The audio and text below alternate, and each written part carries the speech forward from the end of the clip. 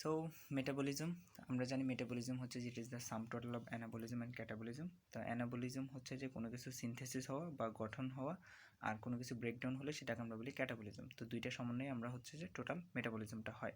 তো মেটাবলিজমের জন্য অনেকগুলো প্যাথওয়ে থাকে, এগুলোকে আমরা মেটাবলিক প্যাথওয়ে বলি। এই প্যাথওয়েগুলো আমরা নর্মালি কোনোটা মাইটোকন্ড্রিয়াতে হয়, কোনোটা আবার সাইটোপ্লাজমে হয় বা সাইটোসোল যেটাকে আমরা বলি। তো আবার কিছু কিছু আছে যেটা সাইটোপ্লাজমে এবং মাইটোকন্ড্রিয়া দুইটাতেই হয়। তো সেই প্যাথোগুলোর নাম কি এখানে লিস্ট আমরা দেখতে পাচ্ছি। প্রথমটা হচ্ছে যে অক্সিডেটিভ ফসফোরিলেশন বা রেসপিরেটরি চেন। তো রেসপিরেটরি চেন জিনিসটা কি, রেসপিরেটরি চেনের মাধ্যমে আমরা যে রিডিউসড কোএনজাইমগুলো থাকে যেমন NAD2H বা FAD2H বা FAD NAD, এই জিনিসগুলো থেকে এটিপি বের করে নিয়ে আসা, এটার কাজ হচ্ছে রেসপিরেটরি চেনের কাজ। এখন NAD2H বা FAD2H এগুলো কোথায় পাই? এগুলো আমরা বিভিন্ন ধরনের সাইকেলে পেয়ে থাকি, যেমন TC সাইকেলে আমরা পাই যে FAD2H, তারপর হচ্ছে যে NAD2H এগুলো পেয়ে থাকি। তো এগুলো যখন TC সাইকেলে প্রডিউস হয়, এগুলার তখন ঢুকবে হচ্ছে রেসপিরেটরি চেনে, রেসপিরেটরি চেনের মাধ্যমে আলটিমেটলি আমাদের এটিপিটা প্রোডাকশন হয়। তো এটিপি প্রোডাকশনের ক্ষেত্রে আমাদের তাহলে লাগতেছে হচ্ছে যে respiratory chain. By the way, এখন হচ্ছে কার্বোহাইড্রেট মেটাবলিজম। কার্বোহাইড্রেট মেটাবলিজমের ক্ষেত্রে হচ্ছে যে টিসি সাইকেল থাকে, আর হচ্ছে ক্রেবস সাইকেল যেটাকে আমরা আরেক নামে ডাকতে পারি, বা ট্রাইকার্বক্সিলিক অ্যাসিড সাইকেল। তারপর হচ্ছে গ্লুকোনিওজেনেসিস, এর স্মল পার্ট, অর্থাৎ গ্লুকোনিওজেনেসিসের কিছু অংশ মাইটোকন্ড্রিয়াতে হয় আর কিছু অংশ হয়, ম্যাক্সিমাম পোর্শনটুকুই হয়ে যাবে হচ্ছে সাইটোপ্লাজমে। আর পার্টস অফ কোরি সাইকেলেরও কিন্তু কিছু অংশ হচ্ছে যে মাইটোকন্ড্রিয়াতেই হচ্ছে, আর ম্যাক্সিমাম পোর্শনটুকুই হয়ে যাচ্ছে সাইটোপ্লাজমে। এখন গ্লুকোনিওজেনেসিসের মাধ্যমে কি হয়? গ্লুকোনিওজেনেসিসের মাধ্যমে গ্লুকোজ তৈরি হয় নন কার্বোহাইড্রেট সোর্স থেকে। তো সেটা হতে পারে গ্লুকোজেনিক অ্যামাইনো অ্যাসিড, সেটা হতে পারে ল্যাকটেট। তো নন কার্বোহাইড্রেট সোর্স থেকে যদি গ্লুকোজ তৈরি, সেটা হচ্ছে গ্লুকোনিওজেনেসিস। আর কোরিসাইকেলের মাধ্যমে কি হয়? কোরিসাইকেলের মাধ্যমে এখানে হচ্ছে যে গ্লুকোজটা অক্সিডাইজড হয়, আমাদের যে গ্লুকোজ আছে সেটা গ্লুকোজটা অক্সিডাইজড হয়ে ল্যাকটেট তৈরি হয়, বা ল্যাকটেট থেকে গ্লুকোজ তৈরি হয়। আবার গ্লুকোজ থেকে যদি ল্যাকটেট তৈরি হয়, তারপর সেটা হচ্ছে যে ল্যাকটেট থেকে গ্লুকোজ তৈরি হবে। এটা একটা সাইকেল হিসেবে কাজ করে। অর্থাৎ আমাদের বডিতে যে ল্যাকটেট প্রডিউসিং সেলগুলো থাকে, যেমন আরবিসি আছে, তারপর হচ্ছে যে টেস্টিস প্লাস যেই ডাব্লিউবিসি, অর্থাৎ যেই সকল সেলের মধ্যে মাইটোকন্ড্রিয়া অ্যাবসেন্ট থাকবে অথবা মাইটোকন্ড্রিয়া কম থাকবে, সেই সেলগুলো যখন ল্যাকটেট প্রডিউস করে, এগুলা অ্যারোবিক কন্ডিশনে হোক আর অ্যানারোবিক কন্ডিশনে হোক, সবসময় ল্যাকটেট প্রডিউসই করে এগুলো। তো এছাড়াও যখন আমাদের স্কেলেটাল মাসেল সামটাইমস কন্ট্রাকশনের ফলে বেশি অতিরিক্ত ল্যাকটেট প্রডিউস করে ফেলে, তো এই অতিরিক্ত ল্যাকটেটটা যখন ব্লাডে মিক্স হয়ে যায়, এই ল্যাকটেটটাকে আমরা গ্লুকোজে কনভার্ট করে নিই হচ্ছে কোরিসাইকেলের মাধ্যমে। তাহলে ব্লাড থেকে ল্যাকটেটটা সরানোর যেই উপায়, সেটা হচ্ছে যে কোরিসাইকেল। তো এভাবে এই সাইকেলের মাধ্যমে কিন্তু ল্যাকটেটটা রিমুভ হয়। তারপর হচ্ছে যে টিসি সাইকেল, আমরা জানি টিসি সাইকেলের মাধ্যমে কী হয়। টিসি সাইকেলের মাধ্যমে হচ্ছে যে অ্যাসিটাইল কোয়েটা এটিপিতে, মানে রিডিউসড কোএনজাইম অর্থাৎ NAD2H FAD2H এগুলোতে কনভার্ট হয়, আলটিমেটলি সেটা রেসপিরেটরি চেনের মাধ্যমে এটিপিতে কনভার্ট হয়ে যায়। আর অ্যাসিটাইল কোয়েটা আসে কোত্থেকে? অ্যাসিটাইল কোয়েটা আসে হচ্ছে যে ডিকার্বক্সিলেশনের মাধ্যমে আমরা পেয়ে থাকি। আর হচ্ছে যে ডিকার্বক্সিলেশনের মাধ্যমে সেটা হচ্ছে যে পাইরুভেটের ডিকার্বক্সিলেশনের মাধ্যমে আমরা অ্যাসিটাইল কোয়েটা পেয়ে থাকি। ওকে, দেন এরপর হচ্ছে যে লিপিড মেটাবলিজমটা হচ্ছে যে বিটা অক্সিডেশন থাকবে, আর একটা হচ্ছে যে কিটোজেনেসিস থাকবে। কিটোজেনেসিস হচ্ছে যে অ্যানাবলিক, আর বিটা অক্সিডেশন এটা হচ্ছে যে ক্যাটাবলিক। আর প্রোটিন মেটাবলিজম এটা হচ্ছে যে পার্টস অফ দ্য ইউরিয়া সাইকেলের ম্যাক্সিমাম পোর্শনটুকুই হবে সাইটোপ্লাজমে, আর মাইনর পোর্শনটুকু হবে মাইটোকন্ড্রিয়াতে। এখন যদি যেই পোর্শনটুকু বা যেই মেটাবলিক প্যাথওয়েগুলো সাইটোপ্লাজমে, সেগুলো যদি আমরা দেখি, তাহলে কার্বোহাইড্রেট মেটাবলিজমের ক্ষেত্রে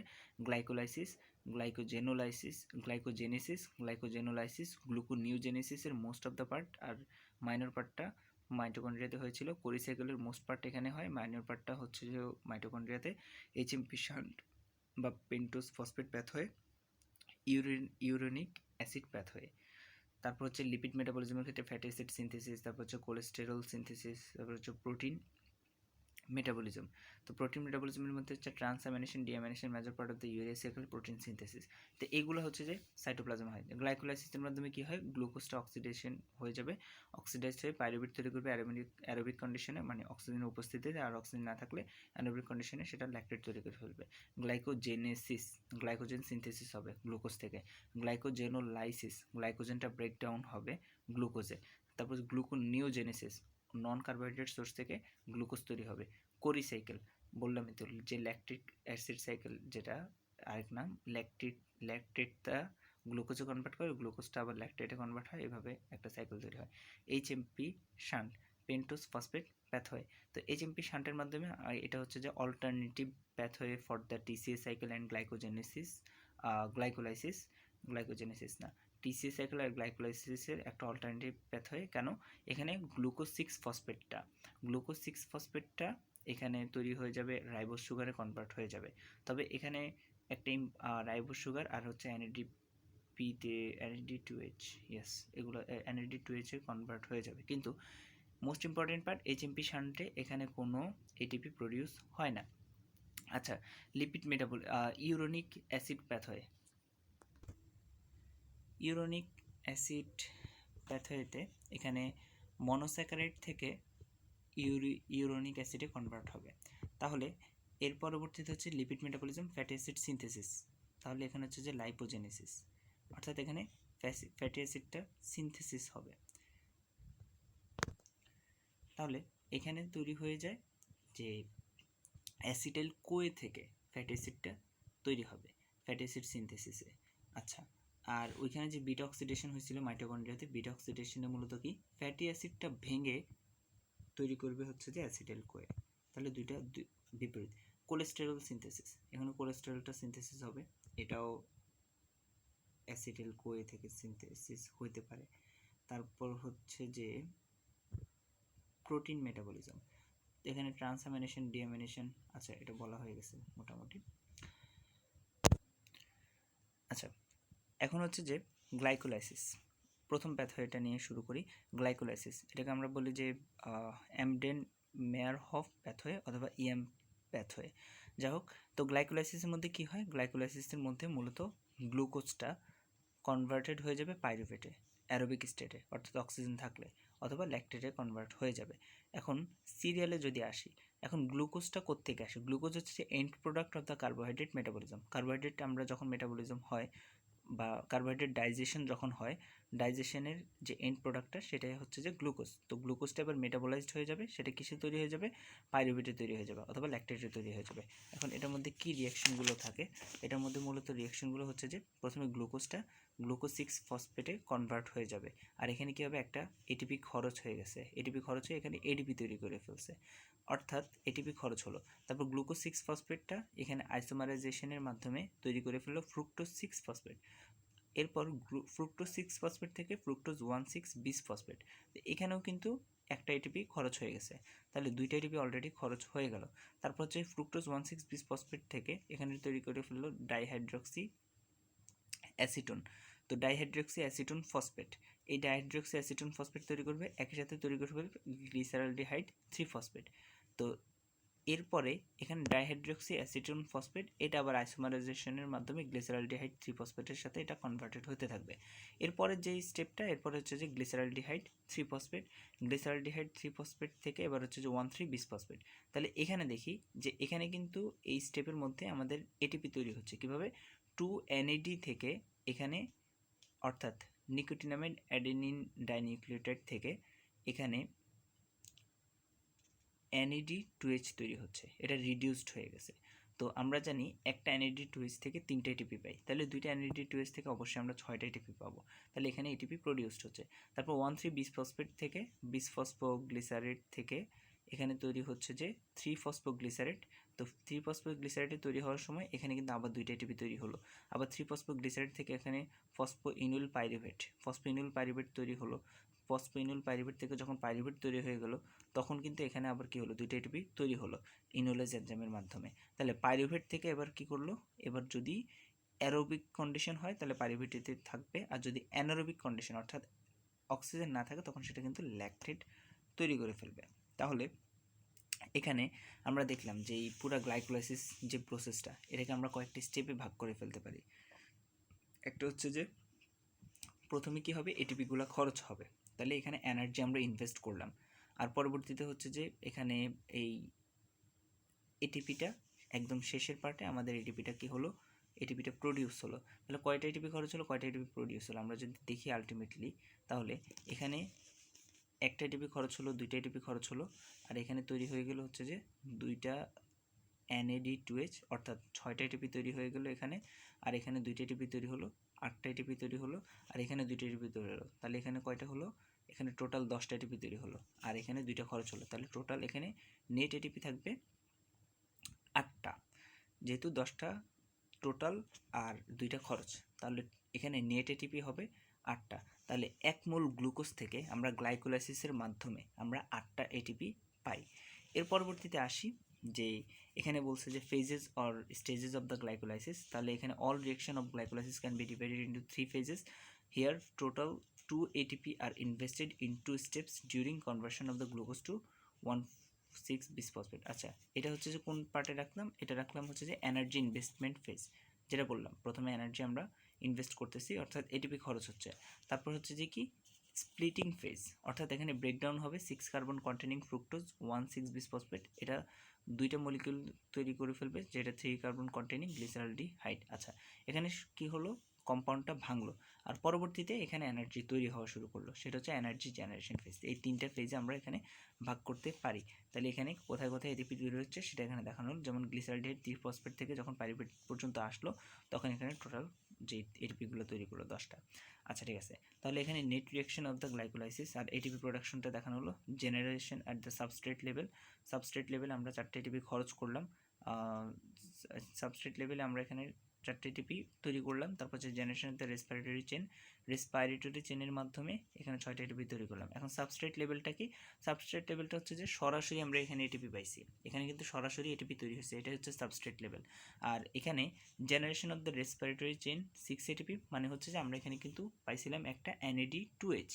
তো NAD2Hটা কী করলো? এটা সরাসরি আমরা এটিপি পাই না, এটা রেসপিরেটরি চেনে যাবে, রেসপিরেটরি চেনে গিয়ে তারপর সেখান থেকে আমাদেরকে এটিপি প্রডিউস করে দিবে। তারপর হচ্ছে যে এখানে কি হচ্ছে? নেট এটিপি প্রোডাকশন তাহলে হলো 10টা, মানে টোটাল এটিপি 10টা ছিল, 10টা থেকে 2টা এটিপি ইউটিলাইজ হয়ে গেছে প্রথমে, তাহলে 8টা হচ্ছে আমাদের গ্লাইকোলাইসিস থেকে পেলাম 1 মোল গ্লুকোজ থেকে। তার পরবর্তীতে আসলাম, এখন যদি এটা ছিল অ্যারোবিকে, এখন যদি অ্যানারোবিক হতো, তাহলে অ্যানারোবিক হলে আমাদের এখানে অ্যানারোবিক কন্ডিশনে যদি অক্সিজেন না থাকে, তাহলে আমাদের এটিপিটা কিন্তু সাবস্ট্রেট লেভেল পর্যন্ত যতগুলো তৈরি হতো ততগুলোই থাকতো, অর্থাৎ 4টা এটিপি তৈরি হয়েছে এখানে। এখানে যে সাবস্ট্রেট লেভেলে টোটাল, অর্থাৎ সরাসরি 4টা এটিপি তৈরি হয়েছিল, এই সরাসরি 4টা এটিপি তৈরি হওয়ার পর আর কোনো এখানে এটিপি তৈরি হতে পারতো না। কীভাবে? NAD2H যেটা আছে, এটা রেসপিরেটরি চেনের মাধ্যমে আমাদেরকে এটিপি এনে দিতে পারতো না, কারণ এখানে অক্সিজেন নাই। রেসপিরেটরি চেনে বা রেসপিরেটরি চেন রিয়াকশনের জন্য এখানে ETC সাইকেলের জন্য অবশ্যই অক্সিজেনটা লাগে। তাই অ্যানারোবিক কন্ডিশনে সাবস্ট্রেট লেভেলে 4টা এটিপি আমাদের জন্য থাকবে। তো 4টা এটিপি আর এখান থেকে 2টা এটিপি তো খরচ হয়ে যায়, তাহলে অ্যানারোবিক কন্ডিশনে আমরা এটিপি পাবো 2টা। আচ্ছা, তো importance of the anaerobic glycolysis. এখন অ্যানারোবিক গ্লাইকোলাইসিসের ইম্পর্টেন্সটা কি আমরা জানি, যে অ্যানারোবিক যখন অক্সিজেন না থাকে তাহলে এটা কী করে? অ্যানারোবিক ক্রাইসিসে আমাদের লাইফ সাস্টেন করার জন্য এনার্জি প্রোভাইড করে। তারপর আমাদের এখানে কিছু কিছু টিস্যু থাকে বা সেল থাকে যেগুলো হচ্ছে যে অ্যানোক্সিক বা অ্যানারোবিক কন্ডিশনে এগুলো গ্লুকোজ সাপ্লাই সবসময় দরকার হয়। তো সব কিছু এখানে গ্লাইকোলাইসিসের মাধ্যমে কিন্তু আসে। তারপর হচ্ছে যে আমরা গ্লাইকোলাইসিসের মাধ্যমে আলটিমেটলি তৈরি করে ফেললাম কি? পাইরুভেট। এখন আসি, এই পাইরুভেটের ফেটটা কী হবে বা পাইরুভেট কই যাবে? পাইরুভেটটা এবার ঢুকবে হচ্ছে যে টিসি সাইকেলে। কীভাবে? টিসি সাইকেলে ঢুকার আগে পাইরুভেটটা আরেকটা কাজ করবে, পাইরুভেট এবার হচ্ছে যে অক্সিডাইজড হবে। এখন পাইরুভেটের যে অক্সিডেশনটা হবে, পাইরুভেটের অক্সিডেশনের মাধ্যমে সে তৈরি করে ফেলবে হচ্ছে যে অ্যাসিটাইল কোয়ে। পাইরুভেট অক্সিডেশন করবে, সেটা হচ্ছে যে অ্যাসিটাইল কোয়ে তৈরি করবে। কিভাবে? এখানে হচ্ছে যে অক্সিডেশনটা হয় মূলত হচ্ছে যে ডিকার্বক্সিলেশনের মাধ্যমে। অর্থাৎ পাইরুভেট আমরা জানি হচ্ছে যে কার্বন থাকে 3টা কার্বন থাকে, এখান থেকে একটা কার্বন ডাইঅক্সাইড সরে গেল, অর্থাৎ একটা কার্বন কম্পাউন্ড যদি সরে যায়, তাহলে পাইরুভেট 3 কার্বন বিশিষ্ট একটা কম্পাউন্ড ছিল, এটা হয়ে যাবে 2 কার্বন বিশিষ্ট একটা কম্পাউন্ড, সেটাকে আমরা বলি অ্যাসিটাইল কোয়ে। তাহলে পাইরুভেটে ছিল 3টা কার্বন, অ্যাসিটাইল কোয়েতে থাকবে এখন কয়টা কার্বন? 2টা কার্বন। তাহলে ডিকার্বক্সিলেশনের মাধ্যমে অ্যাসিটাইল কোয়ে তৈরি করে ফেললো। তো এটা তৈরি করার ফলে এখানে আমরা যেই এটিপিটা পাবো, এখানে হচ্ছে যে আমরা টোটাল পাচ্ছি হচ্ছে যে 6টা এটিপি পাবো। টোটাল এটিপি প্রোডাকশন হবে এখানে 6টা, কারণ আমরা গ্লাইকোলাইসিসের মাধ্যমে এখানে আমরা টোটাল পাইরুভেট পেয়েছিলাম কয়টা? টোটাল পাইরুভেট পেয়েছিলাম 2টা। তাহলে একটা পাইরুভেট থেকে যদি একটা NAD2H পাওয়া যায়, একটা NAD2H মানে হচ্ছে 3টা এটিপি, তাহলে গ্লাইকোলাইসিসে 2টা পাইরুভেট পাইছি, তাহলে 2টা পাইরুভেট থেকে আমরা এখানে টোটাল এটিপি পাবো কয়টা, NAD2H এর সাথে 2 গুণ, অর্থাৎ 6টা এটিপি আমরা এখানে পাবো। আচ্ছা, তাহলে এটা হচ্ছে oxidation of the acetyl Koi. এখন আসি টিসি সাইকেলে ঢুকি। টিসি সাইকেল আরেক নাম হচ্ছে ক্রেবস সাইকেল অথবা সাইট্রিক অ্যাসিড সাইকেল। তো টিসি সাইকেলে এখানে মূলত কি হয়, টিসিএ সাইকেলে এটা হচ্ছে যে একটা কমন মেটাবলিক পাথওয়ে, এখানে অ্যাসিটাইল কোয়ে থেকে আমরা এনার্জি পাবো।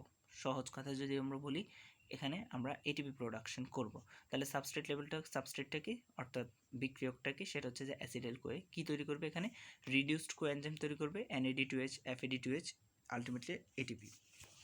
এখন আসি এটার যে রিয়াকশনগুলো খুবই ইম্পর্টেন্ট। তো সর্বপ্রথম হচ্ছে যে পাইরুভেটটা আমরা পেলাম, এটা কোত্থেকে পেলাম, গ্লাইকোলাইসিসের মাধ্যমে। অর্থাৎ এখানে অক্সিডেশনটা এখানে আবার দেখানো হলো, অক্সিডেশন পার্টটা এখানে যেটা দেখলাম, এই অক্সিডেশন পার্টটা এখানে আবার দেখানো হলো। তাহলে পাইরুভেটটা 2টা কাজ করতে পারে, একটা হচ্ছে ডিকার্বক্সিলেশন অর্থাৎ কার্বন কমবে, আর একটা হচ্ছে কার্বক্সিলেশন অর্থাৎ কার্বন বাড়বে। পাইরুভেটটা 3 কার্বন বিশিষ্ট, এখন এটা যদি ডিকার্বক্সিলেশন করে 3 কার্বন থেকে 2 কার্বন হয়ে যাবে। তাহলে 2 কার্বন যখন হয়ে যাবে তখন এটা হয়ে যাবে অ্যাসিটাইল কোয়ে। আর যখন কার্বক্সিলেশন হবে তখন এটা তৈরি করবে অক্সালো অ্যাসিটেট। দেখো এটার হচ্ছে যে 4টা কার্বন থাকে, তাহলে একই সাথে 2টা কাজ করলো, ডিকার্বক্সিলেশনের মাধ্যমে অ্যাসিটাইল কোয়ে, আর একটা হচ্ছে যে অক্সালো অ্যাসিটেট। তাহলে এবার কি হবে, টিসি সাইকেলের জন্য এই অ্যাসিটাইল কোয়ে আর অক্সালো অ্যাসিটেট 2টা কনডেন্সড হবে, 2টা কনডেন্সড হয়ে অর্থাৎ মিলবে, মিলে কি তৈরি করবে, সাইট্রেট তৈরি করে ফেলবে। তাহলে এই ক্ষেত্রে এখানে যে এনজাইমটা কাজে লাগে সেটা হচ্ছে যে সাইট্রেট সিনথেস। তারপর কি হবে, সাইট্রেটটা এখানে হচ্ছে যে 6 কার্বন বিশিষ্ট একটা কম্পাউন্ড। এবার সাইট্রেটটা আইসোমারাইজেশনের মাধ্যমে আইসোসাইট্রেটে কনভার্টেড হয়ে যাবে। তো এখানে যে এনজাইমটা প্রয়োজন হয়েছিল সেই এনজাইমটা হচ্ছে যে আইসোসাইট্রেট, এখানে এনজাইমটা হচ্ছে যে অ্যাকোনিটেজ, এই এনজাইমটা হচ্ছে যে অ্যাকোনিটেজ। এবার আইসোসাইট্রেট থেকে এবার কনভার্টেড হয়ে যাবে আলফা কিটো গ্লুটারেট। তো আলফা কিটো গ্লুটারেটে কনভার্ট হওয়ার জন্য এই প্রসেসটাকে আমরা বলি হচ্ছে যে অক্সিডেটিভ ডিকার্বক্সিলেশন বলি। তো এখানে কি এনজাইম কাজে লাগে, এখানে এনজাইমটা অ্যাক্ট করে হচ্ছে যে আইসোসাইট্রেট ডিহাইড্রোজিনেস এনজাইমটা অ্যাক্ট করে। এর পরবর্তীতে হচ্ছে যে আলফা কিটো গ্লুটারেট থেকে সাকসিনাল কোয়েতে যাবে, এটাও হচ্ছে যে অক্সিডেটিভ ডিকার্বক্সিলেশন। তাহলে অক্সিডেটিভ ডিকার্বক্সিলেশন, আর এখানে লাগে হচ্ছে যে আলফা কিটো গ্লুটারেট ডিহাইড্রোজিনেস এনজাইমটা অ্যাক্ট করে। এরপর হচ্ছে সাকসিনাল কোয়ে থেকে এখানে হচ্ছে ক্লিভেজ হবে, ক্লিভেজ হয়ে সাকসিনেট তৈরি করে ফেলবে। তো সাকসিনাল কোয়ে থেকে যখন সাকসিনেট তৈরি করে ফেলে তখন সাকসিনেট থিওকাইনেজ এনজাইমটা কাজে লাগে। তারপর হচ্ছে যে সাকসিনেট থেকে এটা অক্সিডেশনের মাধ্যমে ফিউমারেট তৈরি করে ফেলবে। যখন এই রিয়াকশনটা করে তখন হচ্ছে যে সাকসিনেট ডিহাইড্রোজিনেস এনজাইমটা অ্যাক্ট করে। এরপর হচ্ছে যে ফিউমারেট থেকে হচ্ছে ম্যালেট তৈরি করে ফেলবে, ফিউমারেট থেকে ম্যালেট তৈরি হবে হাইড্রেশন প্রসেসের মাধ্যমে। তো এইখানে যে এনজাইমটা কাজে লাগে সেটা হচ্ছে ফিউমারেজ। এবার হচ্ছে ম্যালেটটা অক্সিডেশনের মাধ্যমে অক্সালো অ্যাসিটিক অ্যাসিড কনভার্ট করে ফেলবে। এখন এখানে যে এনজাইমটা কাজে লাগে এটা হচ্ছে ম্যালেট ডিহাইড্রোজিনেস।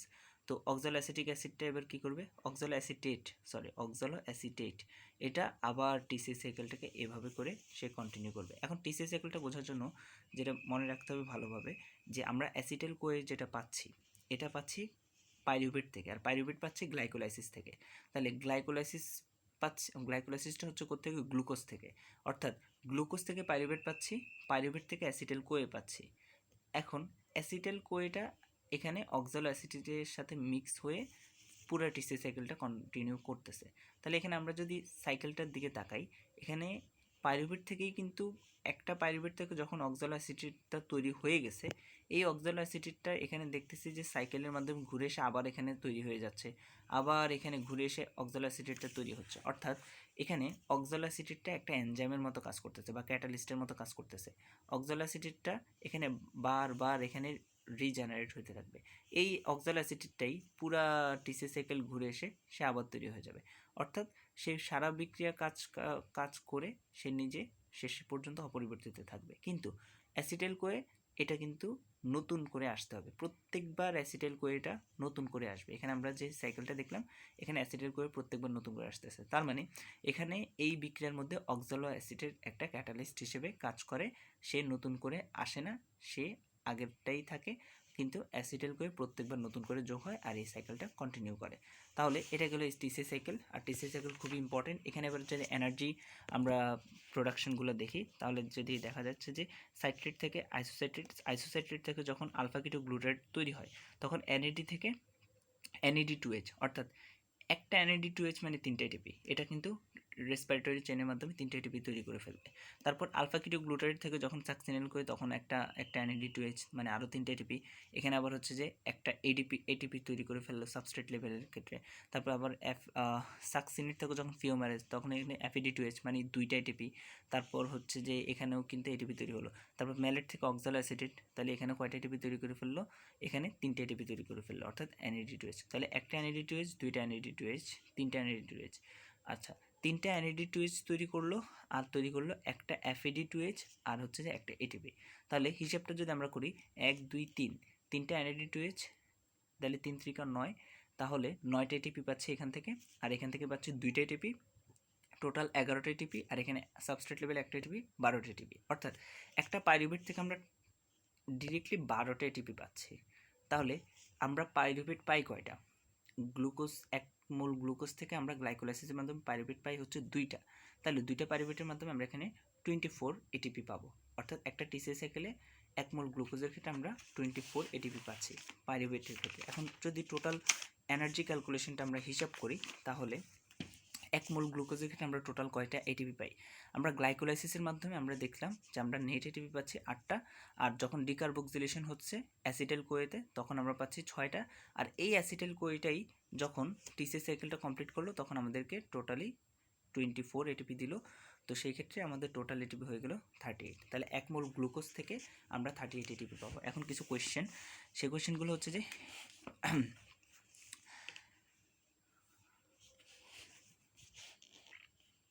এখানে যে হিসাবটা এখানে আবার দেখানো হয়েছে, তো হিসাবটা মূলত আমরা একটু আগে করে ফেললাম। তারপর হচ্ছে যে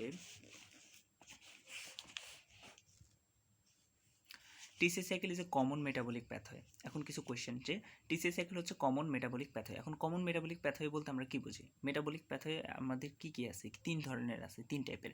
একটা হচ্ছে যে লিপিডের জন্য অর্থাৎ ফ্যাটের জন্য, আরেকটা হচ্ছে প্রোটিনের জন্য, আরেকটা হচ্ছে কার্বোহাইড্রেটের জন্য। তো কার্বোহাইড্রেটের এন্ড প্রোডাক্ট কি? Normally glucose. প্রোটিনের এন্ড প্রোডাক্ট কি? Amino acid. আর ফ্যাটের এন্ড প্রোডাক্ট কি? Fatty acid. তো এই 3টা জিনিস মেটাবলিজমের মধ্যে যখন যাবে তো তারা 3জনই আলটিমেটলি তৈরি করবে অ্যাসিটাইল কোয়ে।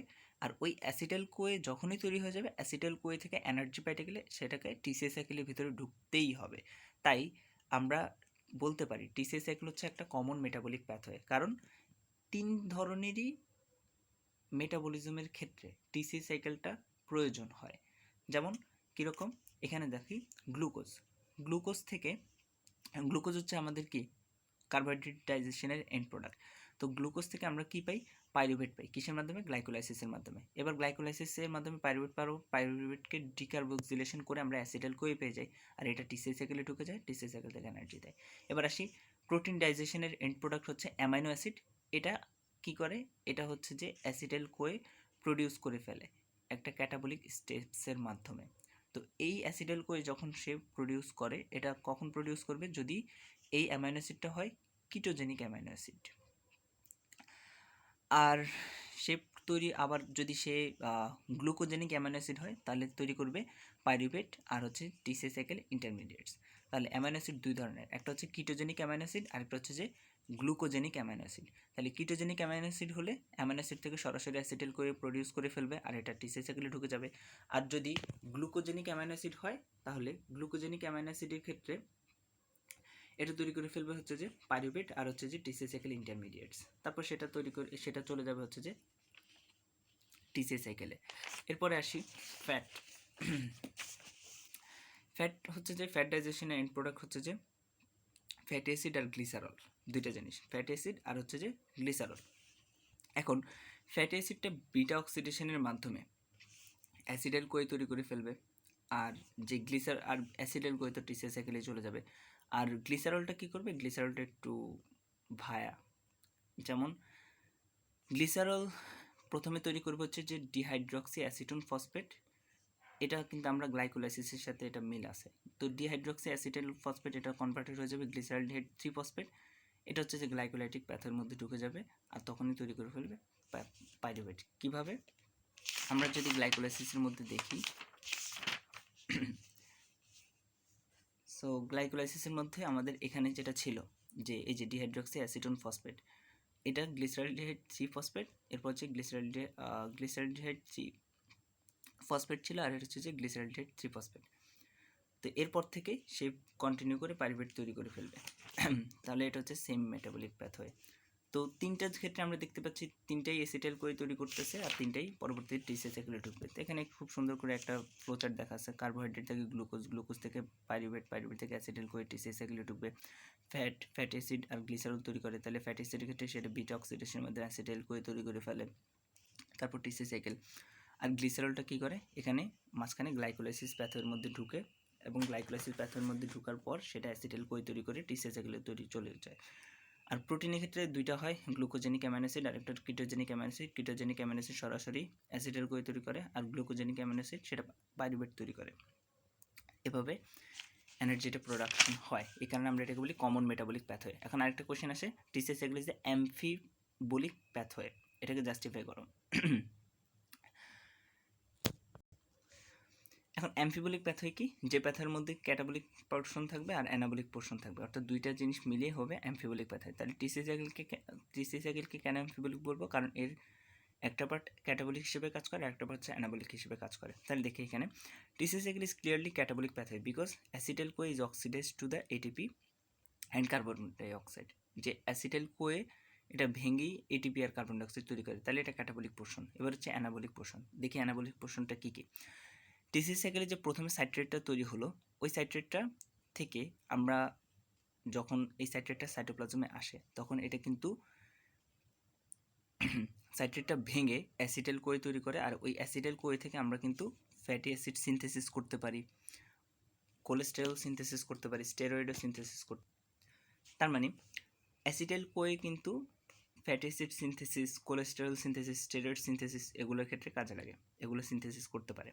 তারপর হচ্ছে আলফা কিটো গ্লুটারেট, এটা হচ্ছে যে গ্লুটামেট আর গ্লুটামাইন সিনথেসিসের জন্য কাজে লাগে। সাকসিনাল কোয়ে, এটা হচ্ছে পরফেরিন অ্যান্ড হিম সিনথেসিসের জন্য কাজে লাগে। অক্সালো অ্যাসিটেট, এটা হচ্ছে যে অ্যাসপার্টেট আর অ্যাসপারজিন এটা সিনথেসিসের জন্য কাজে লাগে। আর intermediates of the TC cycle, এটা হচ্ছে যে গ্লুকোনিওজেনেসিসের জন্য কাজে লাগে। তাই এটাকে আমরা বলতে পারি অ্যামফিবলিক প্যাথওয়ে। এগুলো ছিল অ্যানাবলিক আর একটা ছিল ক্যাটাবলিক। এবার আসি টিসি সাইকেলের হচ্ছে যে সিগনিফিকেন্স। আচ্ছা, টিসি সাইকেলটাকে সিগনিফিকেন্স আসলে খুবই বেশি, কারণ কি এটা হচ্ছে যে final metabolic pathway for oxidation of the all 3 metabolic fuels, যেমন কি glucose, fatty acid, amino acid আর কিটোন বডিজ, সবগুলো এখানে হবে। আর এটা হচ্ছে অ্যামফিবলিক প্যাথওয়ে। আর এখন যদি আরেকটা ইম্পর্টেন্ট কোয়েশ্চেন, যে অ্যাসিটাইল কোয়ের সোর্স আর হচ্ছে যে fate of the acetyl CoA. Acetyl কোয়ের সোর্স কী কী? তাহলে কার্বোহাইড্রেট মেটাবলিজম অর্থাৎ গ্লাইকোলাইসিসের মাধ্যমে আমরা অ্যাসিটাইল কোয়ে পাই। তারপর হচ্ছে ফ্যাট মেটাবলিজম অর্থাৎ বিটা অক্সিডেশনের মাধ্যমেও কিন্তু আমরা ফ্যাটি অ্যাসিড থেকে অ্যাসিটাইল কোয়ে পাই। তারপর হচ্ছে প্রোটিন মেটাবলিজম অর্থাৎ ট্রান্সঅ্যামিনেশনের মাধ্যমে আমরা কিন্তু অ্যাসিটাইল কোয়েটা পেতে পারি। কীভাবে? ট্রান্সঅ্যামিনেশনের মাধ্যমে আমরা যদি অ্যামোনিয়া পাই বা অ্যামাইনো অ্যাসিড পাই, ওই অ্যামাইনো অ্যাসিড থেকে আমরা কিন্তু আলটিমেটলি অ্যাসিটাইল কোয়ে পাবো। তারপর হচ্ছে কিটোন বডি, অ্যাসিটো অ্যাসিটেট, এটা থেকেও আমরা কিন্তু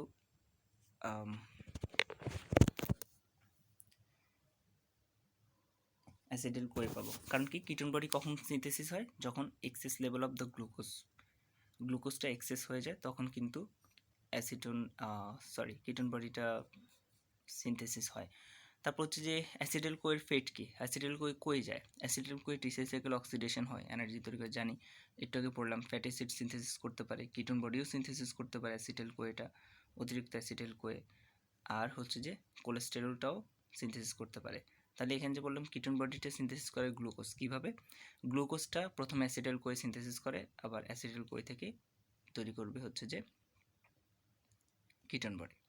তো এটা ছিল হচ্ছে যে অ্যাসিটাইল কোয়ের ফেট। আচ্ছা, এতক্ষণ ধরে বললাম যে রেসপিরেটরি চেনের কথা, যেখানে হচ্ছে যে NAD2H বা FAD2H এগুলা এটিপি তৈরি করে। তো রেসপিরেটরি চেনটাও খুব ইম্পর্ট্যান্ট। এখন দেখব যে কীভাবে এটা এটিপি তৈরি করে। আচ্ছা, তো রেসপিরেটরি চেন, এটার আরেক নাম হচ্ছে ETC বা ইলেকট্রন ট্রান্সপোর্ট চেইন। এটা মূলত কি?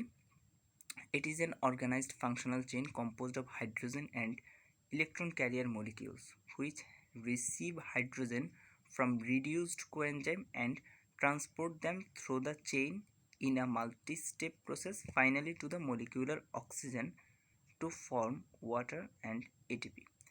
অর্থাৎ এটা হচ্ছে যে একটা chain composed of hydrogen and electron career molecules, অর্থাৎ এই চেনের মধ্যে কিছু মলিকিউল থাকবে যেগুলোর কাজ হচ্ছে যে হাইড্রোজেন আর ইলেকট্রন ক্যারি করা। তাহলে এগুলো কি করে? এগুলো হচ্ছে যে রিডিউসড কোএনজাইম অর্থাৎ NAD2H FAD2H এগুলো থেকে সে হাইড্রোজেনটা রিসিভ করবে। এখন রিডিউস কোএনজাইম থেকে হাইড্রোজেনটা রিসিভ করে এই হাইড্রোজেনগুলোকে ট্রান্সপোর্ট করবে হচ্ছে যে এই চেইনের মাধ্যমে প্রসেস বাই প্রসেস, এবং এই হাইড্রোজেনটাকে পৌঁছায় দিবে হচ্ছে যে মলিকিউলার যে অক্সিজেন আছে সেখানে।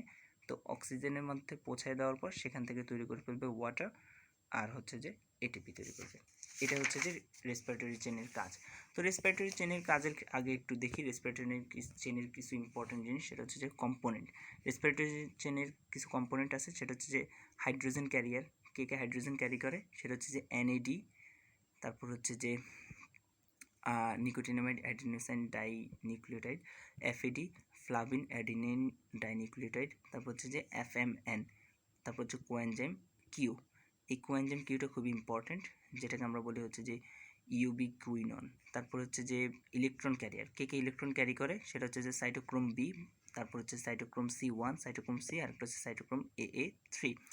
এগুলো হচ্ছে ইলেকট্রন ক্যারি করে। আর কিছু জিনিস আছে যেমন NAD, coenzyme Q and cytochrome C আর freely diffusible. Other components are grouped into 4 protein complexes. আচ্ছা, এই যে এই টোটাল ক্যারিয়ার দুইটার মধ্যে একটা হচ্ছে যে হাইড্রোজেন ক্যারিয়ার আর একটা হচ্ছে ইলেকট্রন ক্যারিয়ার। এই দুইটা ক্যারিয়ারের মধ্যে যে NAD আর coenzyme Q R cytochrome C এগুলো ফ্রিলি ডিফিউজেবল, এগুলা ডিফিউজড হয়ে থাকবে, ফ্রিলি কাজ করতে পারবে। কিন্তু আর বাকি যে কম্পোনেন্টগুলো আছে এই বাকি কম্পোনেন্টগুলো কমপ্লেক্স হিসেবে কাজ করে। কিভাবে? যেমন FMN আর হচ্ছে যে এর এনজাইম আর হচ্ছে যে NADH ডিহাইড্রোজেনেস একসাথে গ্রুপ হয়ে কাজ করবে, এটাকে কমপ্লেক্স 1 ধরবো। তবে complex 2 FAD and its enzyme succinate dehydrogenase. Complex 3 cytochrome B and cytochrome C1। Complex 4 cytochrome AA3, এটাকে আমরা আরেক নামে বলি সাইটোক্রোম অক্সিডেজ। আচ্ছা, তাহলে এই কমপ্লেক্সগুলো কিভাবে আসলে কাজ করে? কমপ্লেক্সগুলো আর হচ্ছে যে এই সিরিজটা কীভাবে যায়? সিরিজটা যাবে হচ্ছে যে NAD থেকে যদি শুরু হয়, যদি NAD থেকে শুরু হয়, অর্থাৎ NAD এটা হচ্ছে যে ইলেকট্রন ট্রান্সপোর্ট সিস্টেমটা এটা মাইটোকন্ড্রিয়ার মধ্যে এমনভাবে সাজানো আছে যে এটা সবসময় এই সিরিয়ালেই কাজ করবে, এই সিরিয়ালটা সে ব্রেক করবে না। তাহলে এই সিরিয়ালটা কি? সিরিয়ালটা হচ্ছে যে প্রথমে থাকবে NAD, পরে থাকবে FMN, পরে থাকবে কোএনজাইম কিউ, পরে থাকবে সাইটোক্রোম বি, পরে থাকবে সাইটোক্রোম C1, পরে থাকবে সাইটোক্রোম সি, এরপরে থাকবে সাইটোক্রোম AA3। এই সিরিয়ালেই থাকবে। এখন কখনো কখনো NAD থাকে না, থাকে FAD। এখন FADটা কি কোত্থেকে শুরু হবে? FADটা শুরু হবে কোএনজাইমের কিউর আগ থেকে।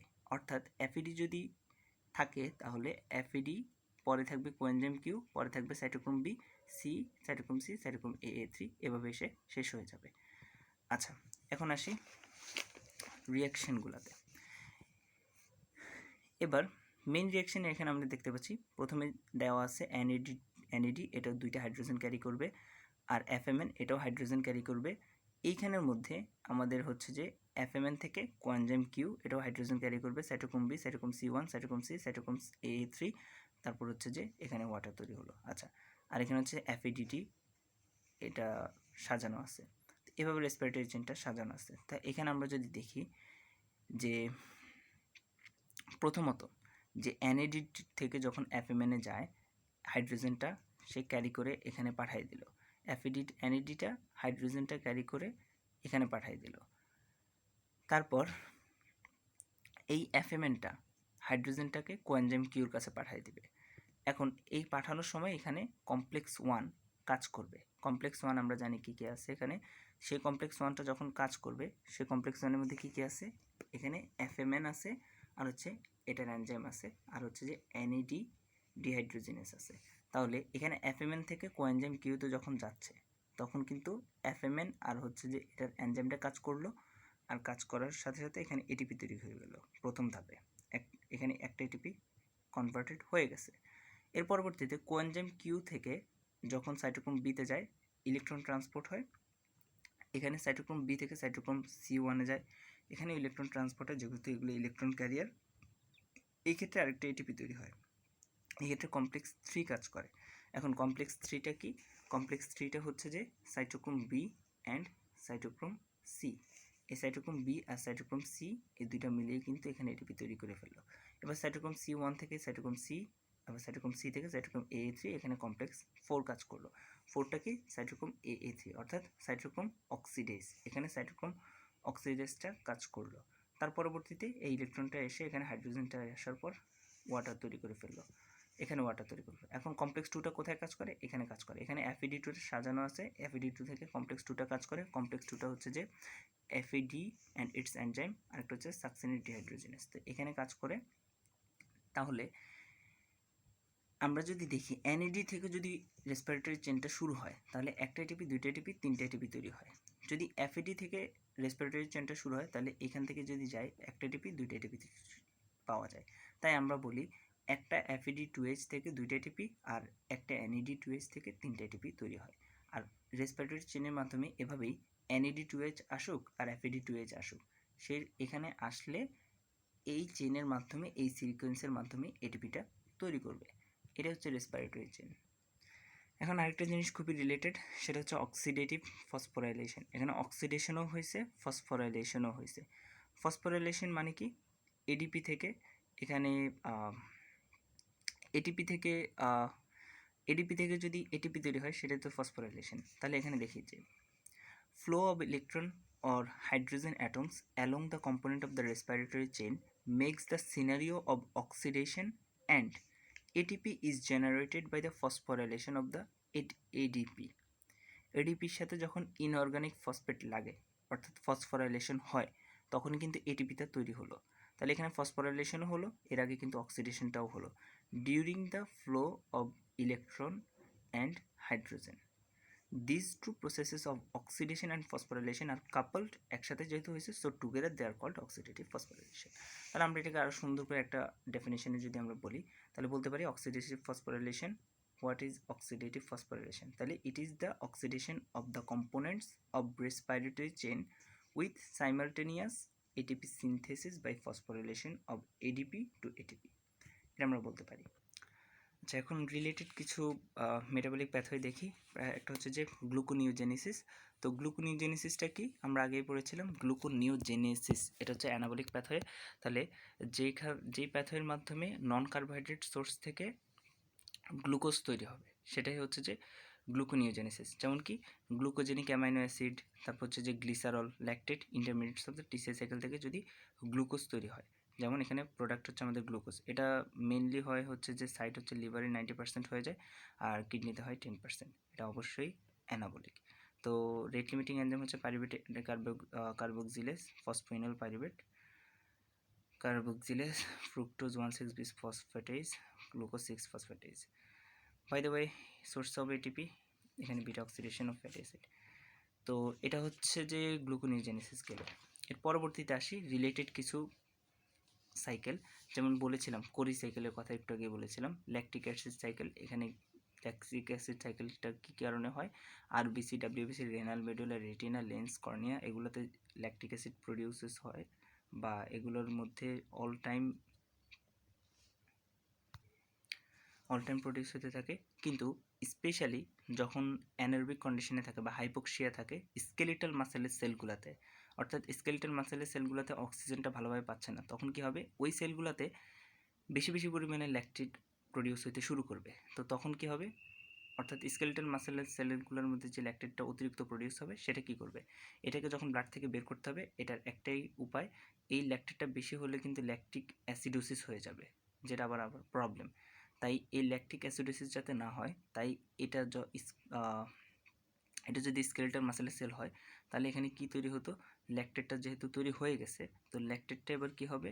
এটা লিভারে চলে আসবে, লিভারে চলে এসে এটা পাইরুভেটে কনভার্টেড হয়ে যাবে, পাইরুভেটে এসে এটা হয়ে যাবে গ্লুকোজ, গ্লুকোজ থেকে আবার গ্লুকোজটা যদি এখানে সেলে চলে আসবে, সেলে চলে আসার পর আবার যদি এটা পাইরুভেটে কনভার্ট হয়, এভাবে ল্যাকটেট করে এই সাইকেলটা চলতে থাকবে। এটা হচ্ছে কোরি সাইকেল। তাহলে এটার মূলত কাজটা কি, যাতে ল্যাকটেটটাকে গ্লুকোজে কনভার্ট করে ফেলে। ল্যাকটেট থাকলে প্রবলেম আছে, কিন্তু গ্লুকোজ থাকলে প্রবলেম কম। তো এটা জাস্ট ঘুরাইতে থাকে। তাহলে ইম্পর্টেন্সটা কি, এটা হচ্ছে prevent lactic acid accumulation in the lactic acidosis and lactic acidosis. তাহলে ল্যাকটিক অ্যাসিডোসিসটা প্রিভেন্ট করে। আরেকটা কি, lactic acid is disposed in liver through glucogenic pathway, so congenital deficiency of glucogenic enzymes lead to lactic acidosis. আচ্ছা, glucose alanine cycle এটাও ঠিক কোরি সাইকেলের মতো কিছুটা, যে এখানে স্কেলেটাল মাসেল থেকে যদি অতিরিক্ত পরিমাণে অ্যালানিনটা তৈরি হয়, তাহলে সেটা কী করবে, এটা লিভারে আসবে, লিভারে এসে এটা হচ্ছে যে পাইরুভেটে তৈরি হবে, তারপর গ্লুকোজ তৈরি হবে, গ্লুকোজটা আবার যখন সেলে আসবে, গ্লুকোজটা থেকে এখানে পাইরুভেটে তৈরি হয়ে যাবে, গ্লুকোজ থেকে পাইরুভেটে তৈরি হবে, এভাবে করে এটা কন্টিনিউ করতে থাকবে। মূলত হচ্ছে যে মাসেল গ্লাইকোজেনটা ব্রেকডাউন যখন হয়, গ্লাইকোজেন থেকে আমরা জানি গ্লুকোজ তৈরি, গ্লুকোজ থেকেই কিন্তু পাইরুভেটে কনভার্ট হয়ে যায় গ্লাইকোলাইসিসের মাধ্যমে। এভাবে যেই এই সাইকেলটা চলে সেটা হচ্ছে গ্লুকোজ অ্যালানিন সাইকেল। এর পরবর্তীতে আরেকটা রিলেটেড রিয়াকশন, সেটা হচ্ছে যে আমাদের এইচএমপি শান্ট। এখন এইচএমপি শান্ট এটার পুরো নাম হচ্ছে যে হেক্সোস মনোফসফেট শান্ট অথবা পেন্টোস ফসফেট প্যাথওয়ে। তো এখন এটার ক্ষেত্রে হচ্ছে যে আমাদের সাবস্ট্রেটটা কি, গ্লুকোজ 6 ফসফেট। ওই যে গ্লুকোজ থেকে আমরা গ্লুকোজ 6 ফসফেট পাইছি গ্লাইকোলাইসিস পড়ার সময়। তো গ্লুকোজ 6 ফসফেট প্রোডাক্ট হচ্ছে যে রাইবোজ সুগার অথবা NADP2H। এখন এটা কি করবে, এটা কোনো এটিপি তৈরি করবে না। এখানের মধ্যে একটা জিনিস হচ্ছে যে প্লাস স্পেশাল থিংস বা ইম্পর্টেন্ট, সেটা হচ্ছে যে এটা কোনো এটিপি তৈরি করে না। এর পরবর্তীতে এটার ইম্পর্টেন্সটা কি, এটার ইম্পর্টেন্সটা হচ্ছে এটা রাইবোজ সুগারটা দেয়, যেটা হচ্ছে নিউক্লিওটাইড নিউক্লিক অ্যাসিড সিনথেসিসের জন্য লাগে। NADP2H দেয়, যেটা হচ্ছে যে ফ্যাটি অ্যাসিড সিনথেসিসে লাগে, স্টেরয়েড কোলেস্টেরল সিনথেসিস লাগে, যেটা আমরা পড়ছি। ডিটক্সিফাইং ফাংশন আছে। তারপর হেমোলাইসিসটাকে প্রিভেন্ট করে হচ্ছে যে অ্যান্টিঅক্সিডেন্ট অ্যাক্টিভিটির মাধ্যমে, কোথায়, আরবিসিতে হেমোলাইসিস যাতে না হয়। তারপর হচ্ছে যে এটা অল্টারনেটিভ প্যাথওয়ে হিসেবে কাজ করে গ্লুকোজ অক্সিডেশনের জন্য। এটা গ্লুকোজ অক্সিডেশনের আলাদা একটা প্যাথওয়ে হিসেবে কাজ করে। গ্লাইকোলাইসিস একটা প্যাথওয়ে, আর এটা হচ্ছে আরেকটা প্যাথওয়ে, যেটা হচ্ছে যে এইচএমপি শান্ট আমরা বলে থাকি। এখন আরও কিছু রিলেটেড রিয়াকশনগুলো, সেটা হচ্ছে ফ্যাটের ক্ষেত্রে, যেমন লাইপোজেনেসিস। লাইপোজেনেসিস মানে কি, লিপিড সিনথেসিস বা ফ্যাটি অ্যাসিড সিনথেসিস। সাবস্ট্রেটকে অ্যাসিটাইল কোয়ে, অ্যাসিটাইল কোয়ে থেকে আমরা ফ্যাটি অ্যাসিড সিনথেসিস করতে পারি, যেমন কি পামিটিক অ্যাসিড তৈরি হলো, তাহলে এটাকে আমরা বলবো হচ্ছে যে লাইপোজেনেসিস। ইনসুলিন এই লাইপোজেনেসিসটাকে স্টিমুলেট করে, আর গ্লুকাগন এটা হচ্ছে যে, আর ক্যাথেকোলামাইন এগুলো হচ্ছে যে ইনহিবিট করে। তাহলে ইনসুলিন কেন স্টিমুলেট করে, কিভাবে? কারণ আমরা জানি ইনসুলিন কি করে, গ্লুকোজ লেভেলটাকে কমাবে ব্লাডে। তাহলে গ্লুকোজ লেভেলটা যখন ব্লাডে কমে যাবে,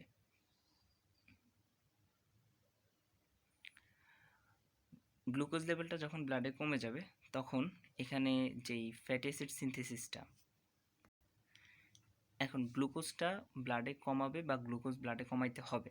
তো গ্লুকোজ যখন ব্লাডে বেড়ে যায়, তখন কি করে, তখন হচ্ছে যে ইনসুলিনটা এই ফ্যাটি অ্যাসিড সিনথেসিস সাইকেলটাকে স্টিমুলেট করে ফেলে, যার ফলে অতিরিক্ত গ্লুকোজটা ফ্যাটি অ্যাসিডে কনভার্ট হয়ে যায়।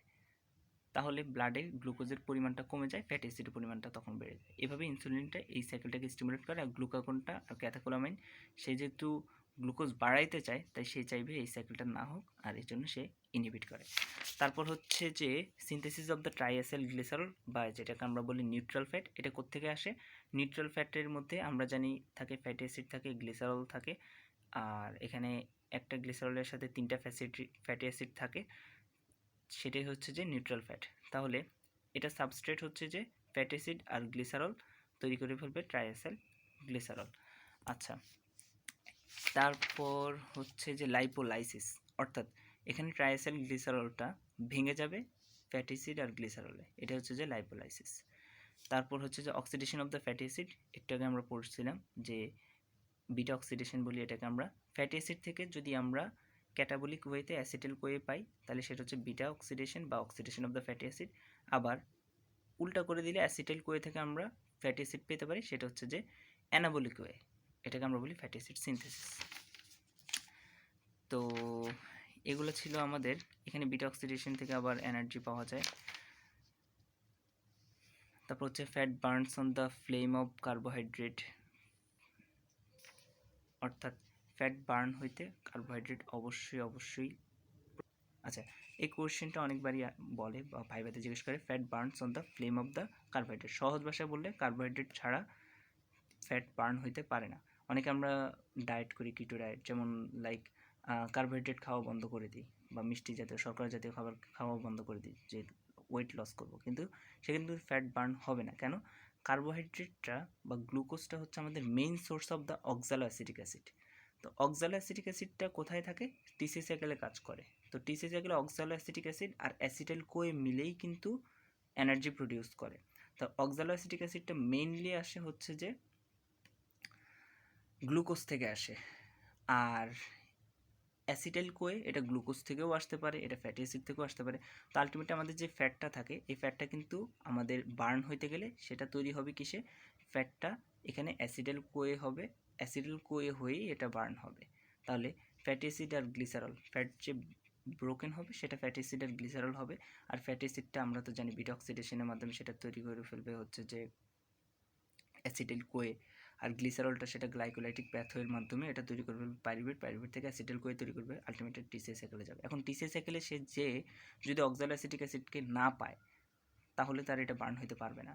তাহলে এই কারণে, আর অক্সালো অ্যাসিটিক অ্যাসিডটা তো আসে গ্লুকোজ থেকে, তাই আমরা বলতে পারি যে অক্সালো অ্যাসিটিক অ্যাসিড না থাকলে টিসিএ সাইকেল কমপ্লিট হবে না, আর অক্সালো অ্যাসিটিক অ্যাসিড আসার জন্য লাগবে গ্লুকোজ, তার মানে গ্লুকোজ খাইতে হবে। তাই fat burns on the flame of the carbohydrate, carbohydrate ছাড়া ফ্যাট বার্ন হবে। পরেরটা হচ্ছে যে কিটোন বডি মেটাবলিজম। এখানে সাবস্ট্রেট হচ্ছে অ্যাসিটাইল কোয়ে, অ্যাসিটাইল কোয়ে ভেঙে কিটোন বডি তৈরি করবে। তারপর হচ্ছে যে ল্যাকটিক কিটোঅ্যাসিডোসিস। আচ্ছা, ওকে, এখানে মোটামুটি এগুলোই ছিল কোরিলেট করার মতো।